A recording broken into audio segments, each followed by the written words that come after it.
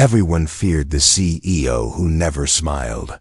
But when the new secretary spoke up in front of the entire board, the entire office froze. What happened next was something no one saw coming. Jonathan Holly ruled the 42nd floor like a winter wind, sharp, cold, unyielding. At 42, with sharp blue eyes and meticulously combed dark blonde hair streaked with early gray, he carried the aura of a man who never stumbled and never forgave mistakes. The glass walls of his corner office mirrored the Manhattan skyline, but inside it was silent, sterile, and lonely, save for the steady click of his pen and the glow of spreadsheets deep into the night. He never smiled, never praised. His presence alone made junior staff swallow their words, their laughter dying whenever he passed. He came early, stayed late, and was always alone when the cleaners arrived. The day Amara Daniels entered that ice fortress, it felt like a draft of warm air trying to fill a frozen room. 28, with warm brown skin and thoughtful dark eyes, she wore her natural hair in a neat bun and carried a leather planner tucked under her arm. Her floral blouse, soft but professional, seemed to defy the grayscale of the office. She moved with quiet confidence, her posture straight, a calm focus in her eyes like a lighthouse that had weathered storms before. Amara needed this job. Supporting her teenage brother's school fees and her mother's medical bills wasn't something she spoke of, but it lived in the determination in her walk each morning. She was efficient, organized, polite, but she wasn't meek. She greeted Jonathan every morning with a soft, "Good morning, Mr. Holly," waiting for the slightest nod before moving to her desk. Jonathan didn't nod. He barely lifted his eyes from the screen, muttering instructions and handing her papers without a glance. She was another cog in his perfectly oiled machine, another piece in his empire that wasn't supposed to break, wasn't supposed to speak, wasn't supposed to exist beyond the tasks he assigned. But Amara noticed things. She noticed the coffee he barely touched, growing cold beside his laptop. She noticed how his jaw tightened every time an employee laughed too loudly down the hall. She noticed that while his words were sharp, his eyes sometimes seemed tired, like a man who hadn't truly slept in years. And on his meticulously empty glass desk, surrounded by reports and expense sheets, there was one single personal object. Small, slightly faded photo in a simple black frame. Amara glanced at it when she dropped off his reports one evening, pausing for just a second. It was Jonathan as a child, maybe 5 or 6, his blonde hair messy, a wide, open smile lighting up his young face. And beside him, her arm wrapped protectively around him, was a black woman, her dark hand on his shoulder, smiling just as widely. Amara blinked, feeling something shift in the sterile air. Who was she? A caretaker? A friend? Why did this cold, unreachable man keep that photo as the only warmth in his fortress of glass and numbers? She didn't ask. Not yet, but as she walked back to her small cubicle, Amara realized that even the coldest rooms can't hide the warmth that once lived inside. Jonathan Hale's reputation was not exaggerated. During meetings, the air turned brittle whenever he entered, and even the seasoned department heads braced themselves. Amara saw it happen on a Wednesday morning, the first time she had to sit in on a project update. A young analyst, voice trembling, presented a minor miscalculation on a projected growth chart. Jonathan's blue eyes locked onto him with such cold precision that the young man's voice cracked. "This." Jonathan tapped the mistake with his pen. The click echoing in the glass room, "is the reason we waste money and time." The analyst stammered, apologizing, shrinking into his chair while the entire room held its breath. Jonathan dismissed him with a flick of his hand, continuing the meeting as if nothing had happened. No one dared to look at the analyst, who left the room wiping tears from his eyes. Amara's stomach tightened as she gathered the meeting notes later. Watching Jonathan return to his office, his face unreadable, the heavy door shutting with a soft but final thud. it would have been easy to hate him, to call him cruel. But Amara didn't turn away. She noticed the way his hands would pause over the keys before sending harsh emails, the way he would rub at his temple after a confrontation, as if the weight of the sharpness he wielded cost him something. Quietly, Amara began correcting small mistakes she saw in reports before they reached him. Numbers transposed, a missing data point, an unclear chart, she fixed them, carefully and precisely, never drawing attention to herself. The shouting in meetings reduced, and Jonathan's blue eyes would sometimes flick toward her when he saw a report that was flawless, the faintest nod acknowledging her silent work. The office began to change in small ways. Amara's warm greetings and soft laughter with other staff slowly softened the tension in the halls. Employees who had once scuttled past the CEO's door paused to chat near Amara's desk, their shoulders relaxing, their smiles returning. But Jonathan remained cold, the frost in his manner refusing to thaw, no matter how much warmth tried to seep in around him. One morning, Amara noticed him at his desk, his skin pale under the office lights, a hand pressed to his forehead as he typed. Furiously, a faint sheen of sweat glistened on his brow, though he refused to slow down. On her lunch break, Amara stopped by a small tea shop, returning with a cup of ginger tea. She set it gently on the corner of his desk without a word, offering a soft smile. Jonathan glanced at it, then at her, his eyes unreadable, before turning back to his screen.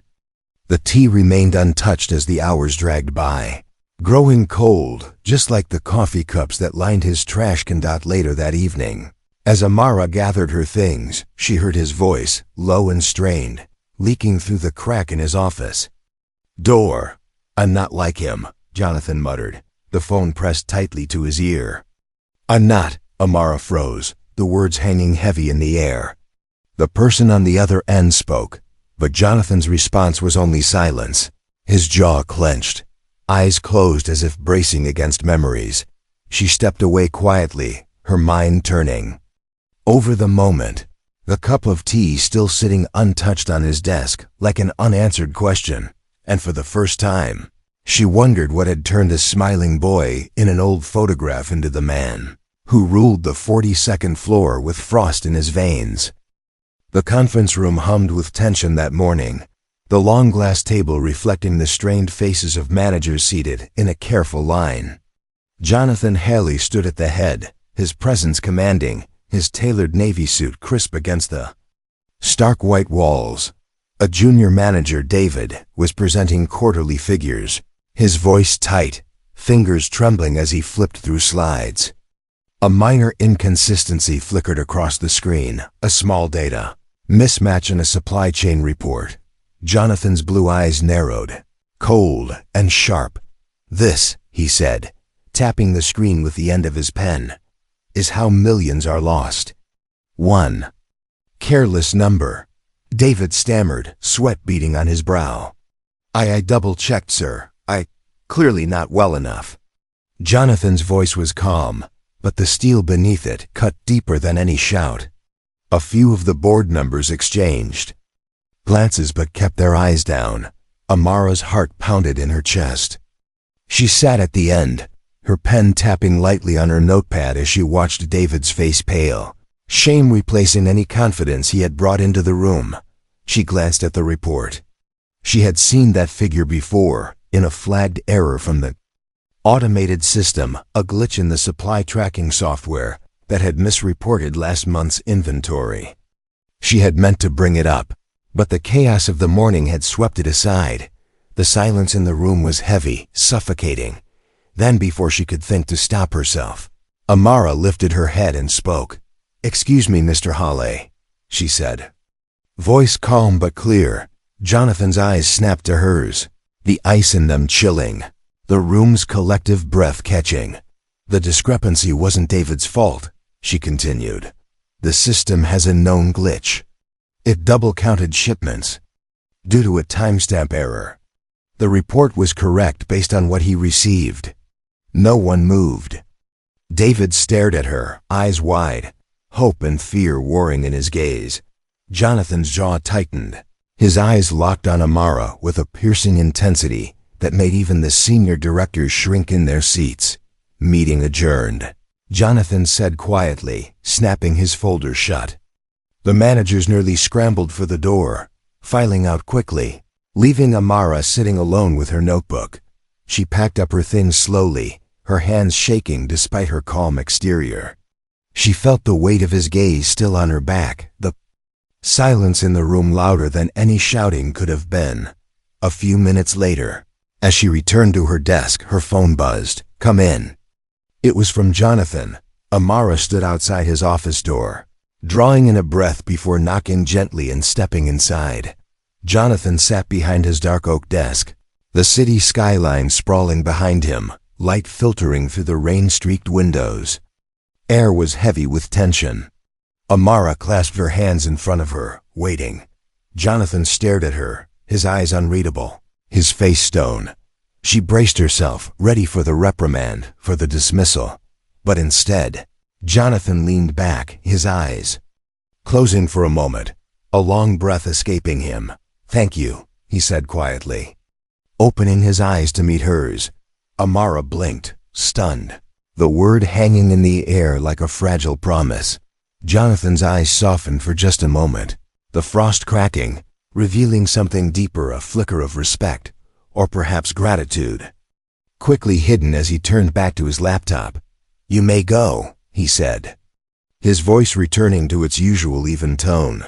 Amara nodded, turning to leave, her heart thudding in her chest. A quiet smile touching her lips as she closed the door behind her. It was the first time she had seen him look almost human, and she wondered, as she returned to her desk, who the boy in the photograph had been before the world had taught him to build walls of ice. The office had a different rhythm now.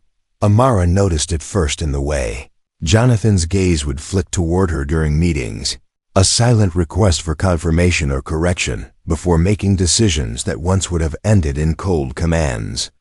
She began joining discussions she was never invited to, offering insights he didn't reject, her calm voice diffusing the tension that once sat like fog around him. But beneath the small shifts, Amara saw the shadows under his eyes deepen. His suits were impeccable, his hair neatly in place, but exhaustion began to cling to his movements like a second skin. Late nights stretched into early mornings. She would arrive before sunrise and find his office light already glowing, his silhouette still and silent against the city skyline. One evening, long after the last echo of footsteps had faded from the hallways, Amara paused outside Jonathan's office with a stack of finalized reports in hand. The door was ajar, the room dark except for the faint glow of the city lights bleeding through the glass. She knocked softly, but there was no answer. "Mr. Hale?" she called, her voice hesitant. Stepping inside, Amara found him seated in the leather chair by the window, the city below reflected in the glass like a restless ocean of lights. In his hands was the small photograph she had noticed weeks ago, his thumb brushing over its worn edges. Jonathan's posture was unguarded, shoulders slumped, the mask he wore every day slipping in the darkness. Amara placed the reports quietly on the table, her presence careful, respectful.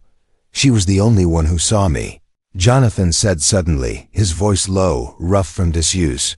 Amara turned to him, her brows knitting softly. He held the photo toward her, the glow from the window catching on the worn, yellowed paper. It was of a young Jonathan, around 8 years old, a bright smile on his face as he stood next to a black woman in her late 40s, her eyes warm, her arm draped protectively around him. Her name was Rosa. Jonathan continued, his gaze fixed on the photo. "She was our housekeeper, but she was more than that. My father, he was a powerful man, cold, controlling. Rosa was the only softness in that house." Amara listened, the silence between them thick with memories neither had lived together. Jonathan's eyes glistened, but he blinked quickly, forcing the tears back. "She would sneak me sweets when my father wasn't looking. She taught me how to tie my shoes, how to cook eggs without burning them." A small, sad smile touched his lips, there. And gone in a breath. What happened to her? Amara asked softly. Jonathan closed his eyes, gripping the photo tightly. She died when I was 12. A car accident on her way home. His voice broke, just for a moment. After that, I stopped smiling. My father told me it was weakness. That her softness made me soft. His knuckles whitened as he held the photograph, the only piece of warmth he had allowed to survive in his meticulously ordered world. I became like him, Jonathan whispered, bitterness seeping into his tone. It was the only way I knew how to survive. Amara stepped closer, placing a gentle hand on the table between them, her eyes soft with understanding and grief for the child he had been. You're not him, she said quietly. Jonathan looked up, his eyes locking onto hers, searching for something absolution, maybe, or the courage to believe her. In that dimly lit office, the walls he had built around himself cracked, if only for a moment, under the weight of a truth he had buried for decades, and Amara, standing there with quiet strength, knew she had seen the man behind the cold mask, and that he was worth saving. The storm came quietly at first, a late-night email thread that went viral before sunrise, an anonymous leak of an internal memo with charts showing disparities in hiring practices. By morning, it was everywhere, news articles dissecting the company's numbers, social media threads exploding with hashtags demanding accountability, former employees sharing their stories. In the glass tower of Hawley Industries, fear buzzed like electricity. Jonathan arrived early, his face pale, jaw clenched, his usual coldness cracked by the weight of the headlines. Employees moved quietly, eyes flicking toward the CEO's office, waiting for the eruption they had always known would come. The hush was heavy. Each keystroke and printer hum drowned beneath the tension. Amara entered with coffee in hand, pausing as she caught the fearful glances exchanged in the hallways. She saw the screens lit with articles, hashtags, comments demanding resignations. She took a breath and stepped into Jonathan's office. He was pacing, tie loosened, sleeves rolled, a rare sign of disarray. His eyes were red, a sleepless night etched into the lines around them. On his desk, the screens flashed with angry tweets, scrolling so fast they blurred. I didn't know, Jonathan muttered, raking a hand through his hair, voice hoarse. I should have known. Amara placed the coffee on the desk, her eyes calm but steady. You can't fix what you don't acknowledge. He paused, meeting her gaze, and for the first time, there was fear in his eyes. Not fear for his reputation, but for the truth, for the people who had trusted him, for the man he had become. The emergency meeting with the board was called that afternoon. The large conference room was filled with tension, the glass walls reflecting worried faces, crossed arms, and the glow of a dozen screens tracking the media fallout. Jonathan stood at the head of the table, shoulders rigid as board members demanded damage control, legal distancing, spin strategies.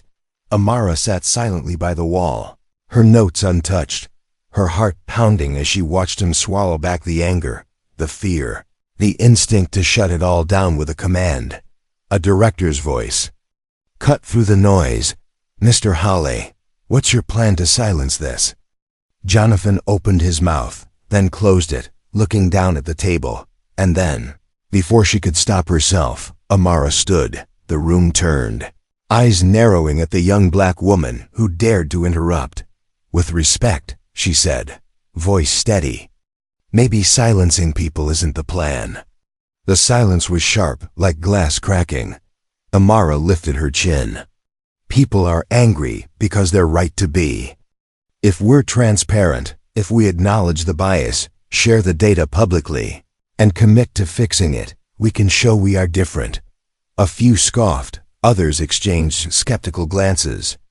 Jonathan's eyes locked on hers, a storm of uncertainty. Swirling there. You're risking a lot speaking up like this, one executive snapped. Amara met his gaze. No more than anyone else has risked working here. The words hung in the air, a quiet indictment, Jonathan exhaled, slow, the tension in his shoulders loosening as he turned back to the table. She's right. A collective gasp rippled. Around the room, Jonathan continued, voice firmer, eyes clear. We'll release the data. We'll own our failures. We will rebuild trust the only way that matters, by earning it. The meeting ended with reluctant nods, the plan in motion. The first step toward change taken not with a shout, but with the quiet courage of one voice. Later that night, as Amara packed up her desk, her phone buzzed with notifications. Anonymous. Messages filled her inbox, some calling her a traitor for supporting the cold CEO, others hurling insults too cruel to repeat.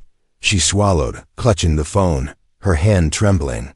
And then she felt it, a hand, warm and hesitant, on her shoulder. She looked up to see Jonathan standing there, his face lined with gratitude. "Thank you," he said softly. Amara nodded, slipping the phone into her bag. Because she knew now that the fight for change was never easy, but worth every quiet, trembling step. The press conference was held in a bright room, cameras clicking, reporters waiting to pounce.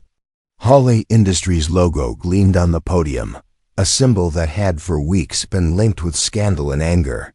The tension in the room was thick. As Jonathan Hawley stepped up to the microphone, papers in hand, his jaw tight, behind the cameras, Amara watched, clutching her notepad to her chest, heart pounding. Jonathan cleared his throat. "We failed to live up to the standards we claimed to uphold, and for that, I take responsibility." The reporters murmured, cameras flashing. But accountability isn't just about admitting wrongs. It's about changing them. "We are releasing all hiring data, implementing equity audits, and opening our hiring panels to external oversight." Reporter shouted a question. "Why the change now?" Jonathan paused, his eyes flicking for a moment to Amara standing near the wall. For the first time in months, a faint smile touched his lips. "Because someone had the courage to tell me the truth," he said simply. "Her name is Amara." Gasps and scribbles followed as heads turned toward her. Amara felt heat rush to her cheeks, but she lifted her chin, meeting the gaze of strangers with quiet dignity. When the conference ended, employees who once avoided eye contact passed by her with nods, small smiles of gratitude. The whispers in the office shifted, no longer of fear, but of hope that things might truly change. That week, Jonathan and Amara began sharing quiet moments after meetings. She would knock on his glass door, coffee in hand, and he would gesture her in. They talked about next steps, but conversation often slipped into other things. Amara's stories about her younger brother's antics at school, her mother's cooking that she missed, her dream of starting a scholarship for girls in STEM. Jonathan listened, really listened, leaning back in his chair, fingers tapping softly against his coffee cup. Sometimes he would smile faintly, his eyes softening at the edges. "You should try cooking your mother's recipes again," he said one evening, his tone lighter than usual. Amara laughed, shaking her head. "Only if you want the fire alarm to go off." The air between them was different now, less guarded, like the first cracks of light breaking through after a storm. But late one night, as Amara dropped off a file on his desk, she noticed Jonathan's laptop open, the screen still glowing in the dark office. A resignation letter. She read the first lines, her breath catching. "To the board, I am resigning effective immediately. I cannot continue to lead after failing to see the culture I created." Amara's hand trembled as she scrolled, her eyes blurring. It was dated a week before the press conference. She heard the door behind her and turned sharply. Jonathan stood there, tired, his tie loosened, a paper bag of takeout in his hand. He saw the screen, and their eyes met. "You were going to leave," she whispered. Jonathan exhaled, setting the bag on the desk, running a hand through his hair. "I thought it was the right thing to do. I thought maybe this company would heal faster without me." The office fell silent, the glow of the screen reflecting in the window. their reflection staring back at them, him, the cold CEO who had tried to disappear, and her, the woman, who had spoken up and refused to let him. Amara stepped forward, closing the laptop gently.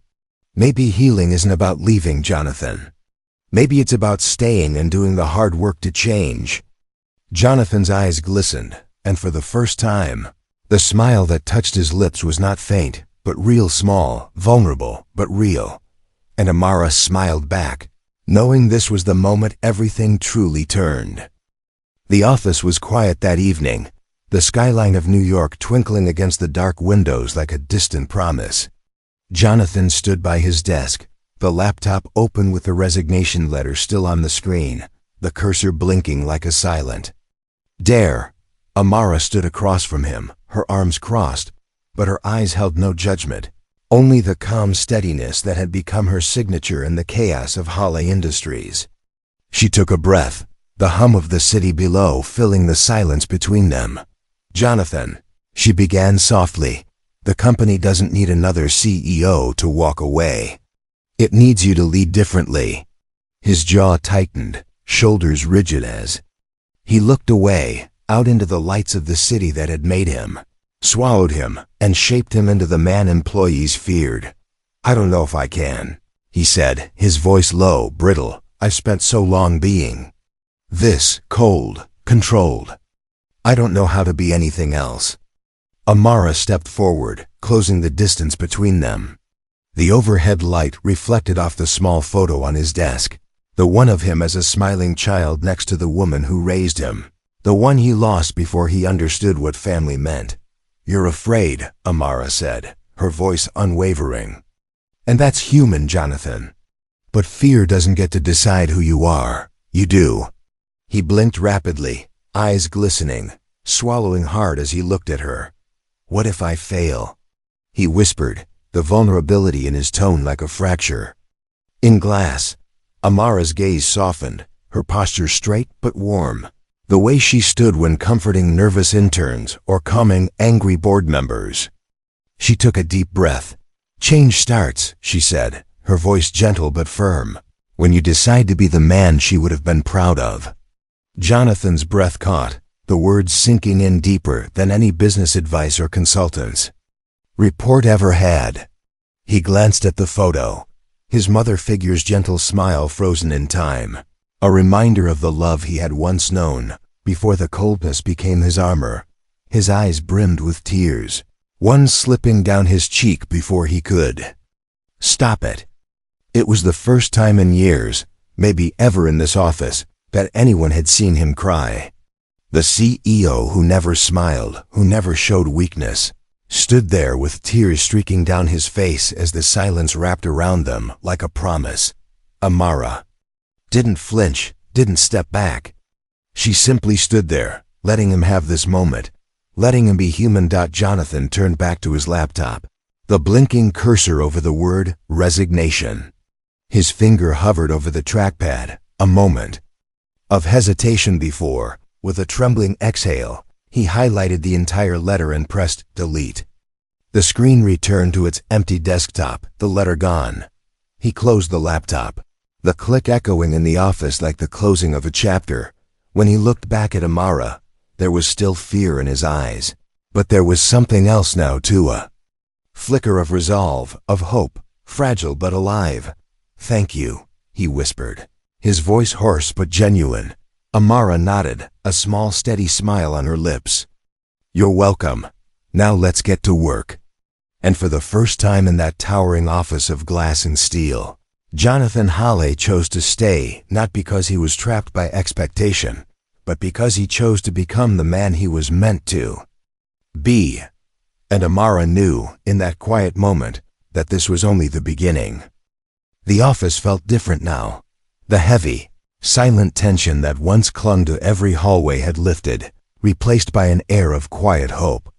Employees walked with lighter steps, voices in the break room filled with cautious laughter as they shared coffee before meetings. Jonathan Hale, once the cold, unreachable CEO, now walked through the office with a calm presence, nodding to employees, pausing to listen when someone spoke. Often with Amara beside him, they worked in quiet rhythm, their synergy felt by the entire team. Amara's warmth softened the edges of every conversation, while Jonathan's newly found openness inspired the staff to take initiative without fear of being shut down. When challenges arose, Jonathan no longer shut the door to handle them alone. He would call Amara in, asking her thoughts, listening, truly listening. Late one evening, the office was empty except for them. The city lights shimmered through the floor-to-ceiling windows, reflections dancing on the polished floors as Amara shut down her computer, grabbing her bag. Jonathan was behind her, turning off the small desk lamp that had become a ritual before they left for the night. As they walked toward the elevator, their steps echoed in the quiet space that had become less of a fortress and more of a place where people felt seen. At the lobby doors, Jonathan paused, hands in his pockets, looking out at the New York skyline. Amara turned, her eyes questioning.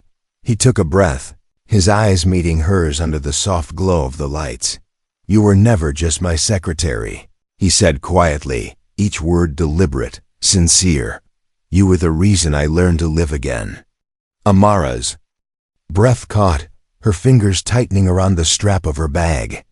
She had prepared herself for many things in this job, but not for this.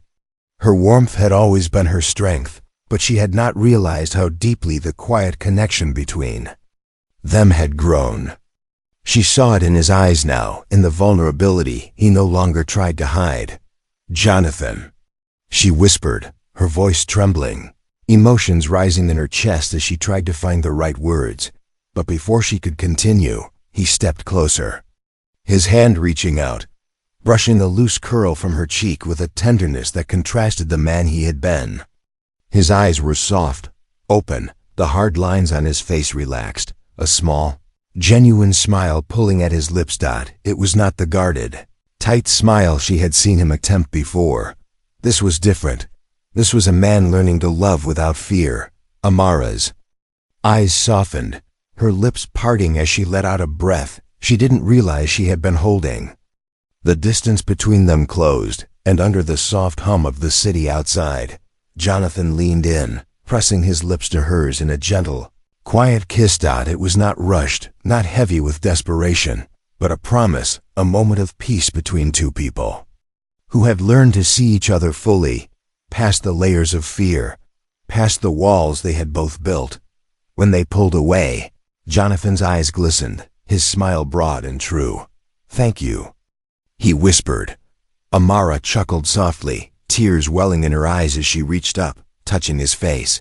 "You did this, Jonathan. You chose to change." Behind them, in Jonathan's office, the small photo of the woman who had raised him still sat on his desk, a gentle reminder of where he had come from.